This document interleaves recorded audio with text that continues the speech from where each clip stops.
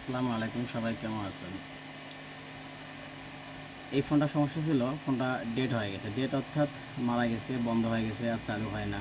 পানিতে পড়ে যাওয়ার পর 3-4 দিন চলছে, তারপর বন্ধ হয়ে গেছে, আর হয়নি।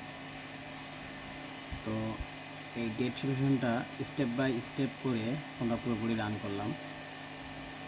তো কোনো কাজকে ছোটোভাবে দেখতে নাই যে আমি পারবো না, এটা কেন, এটা হওয়ার কোনো সুযোগ নাই, পারতে হবে। তো ফোনটা আমি সন্ধ্যা 6টায় ধরছি, রাত 11টা, তো 5 ঘন্টার মধ্যে এর সমস্যা খুঁজে বের করছি। আসলে ডেট বলতে যে কোনো একটা ক্যাপাসিটার বা রেজিস্টার বা ছোটো একটা আইসি থেকেও প্রবলেম হয়।